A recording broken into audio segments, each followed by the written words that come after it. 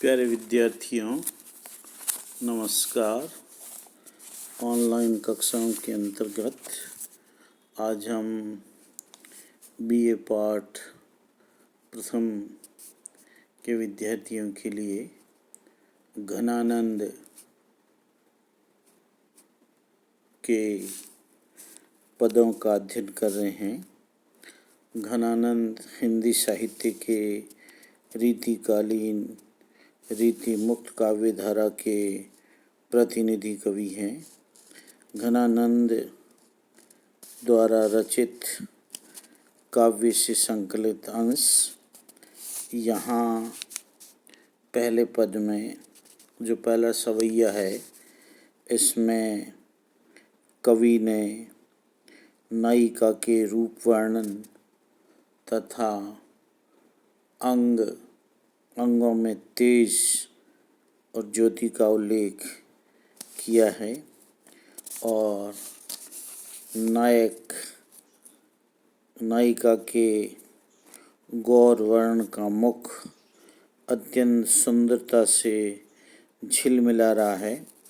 उसका वर्णन करते हुए घनानंद जी कहते हैं, जल के अति सुंदर आनन गौर छके द्रग राजत काननी छवे, बोलनी में छवि फूलन की वर्षा और ऊपर जाती है हवे, तट लोलक कपोलक लोल करे कल कंठ बनी जल जावली द्वे, अंग अंग तरंग उठे दुत की परि है मन रूप अभेधर छवे।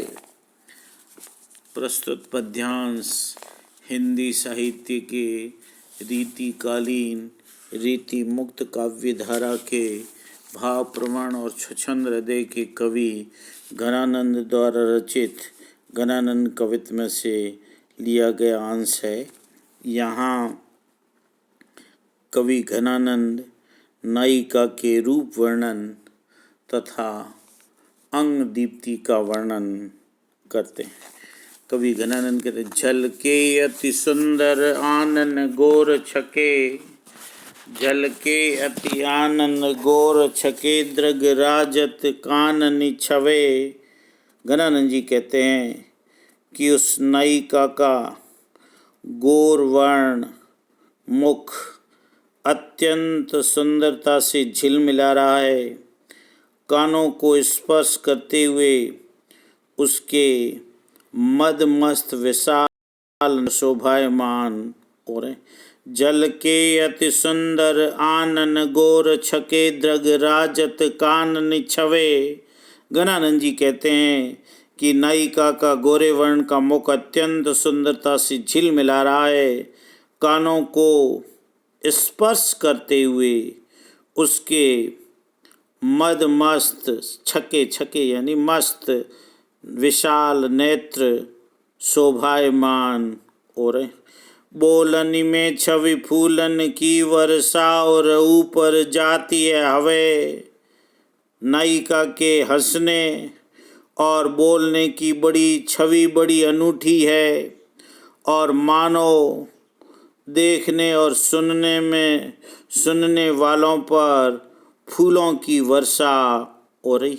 बोलनी में छवि फूलन की वर्षा ऊपर जाती है हवे। नायिका के हंसने और बोलने की आभा अनोखी है, मानो देखने और सुनने वालों पर फूलों की वर्षा हो रही है। लट लोल कपोल कलोल करे कल कंठ बनी जल जावली द्वे। उसकी चंचल तथा सुंदर लटें गाल पर ऐसे क्रीड़ा कर रही है। उसके सुंदर कंठ में मोतियों की दो लड़ी माला है। अंग अंग तरंग उठे दुति की, दुति यानी तेज, उसके एक एक अंग से तेज की लहरें उठ रही है। परि है मन रूप अभेधर छवे, मानो उसका सौंदर्य अभी धरती पर छू पड़ेगा, ऐसा नायिका का सौंदर्य है। नायिका के बाह्य सौंदर्य का सुंदर वर्णन किया गया है। यहाँ अनुप्रास अलंकार है। अंग अंग पुनरुक्ति प्रकाश अलंकार है। इसी तरह परि है मनोरूप अबेधर छवे, यहाँ उत्प्रेक्षा अलंकार है। इसके अलावा यमक अलंकार का भी प्रयोग हुआ है। छवैया छंद है, भाषा ब्रज है और नायिका के रूप सौंदर्य का सुंदर वर्णन किया गया है। छवि को सदन मोद मंडित बदन छन त्रसित सखन लाल कब ज्यों दिखाए हो, चट कीलो बेख करे मट कीली भांति सो हो, मुरली धर धर लटकत आए हो, लोचन दुराए कछु मृदु मुस्काए ने भीनी बतियान लड़काए बतराए हो, विरह जरत जिए जानी आनी प्राण प्यारे कृपा निधि आनंद को घन बरसाए हो। इसमें कवि ने किसी गोपी अथवा नायिका की मनोदशा का चित्रण कर प्रियतम कृष्ण के आगमन का आनंददायी चित्र उपस्थित किया। कवि घनानंद जी वर्णन करते हुए कहते हैं कि कोई विरहिणी नायिका अथवा गोपी कहती है कि छवि को सदन मोद मंडित बदन चंद त्रसित चकर नीला कब ध्यों दिखाए हो। कहती है कि प्रियतम का शरीर अत्यधिक सुंदर है तथा उनका चंद्रमा के समान सुंदर मुख प्रसन्नता से मंडित है। उनके प्रेमी लाल नेत्र अतीव प्यासे रहते हैं। न जाने हमें कब उन्हें देखने का अवसर मिले। चट कीलो बेक कर मट कीली भांति सोई, मुरली धर धर लटकत आयो। उनका वेश बड़ा चटकीला है और चटक मटक के ढंग से ही उनका पहनावा है।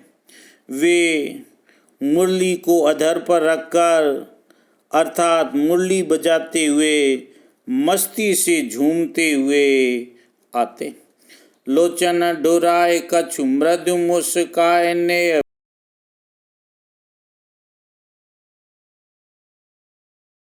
भीनी प्रेम पूर्ण नेत्रों को इधर उधर मटकाकर और कुछ सुकोमल मुस्कुराकर तथा प्रेम से भीगी बातों से हमारे हृदय में ललक उपजाकर मधुर बातें करते। विरह जरत जिए जानी आनी प्राण प्यारे कृपा निधि आनंद को घन बरसाए हो। वे प्रीतम हमारे हृदय को विरह के ताप से जलता हुआ जानकर आए हैं। वे कृपा के सागर हमारे लिए आनंद रूपी बादल की वर्षा कर रहे हैं अथवा अत्यधिक आनंद की वर्षा करते रहते हैं, हमें अत्यधिक आनंद प्रदान करते रहते हैं। यहाँ अनुप्रास रूपक और उपमा अलंकार का प्रयोग है।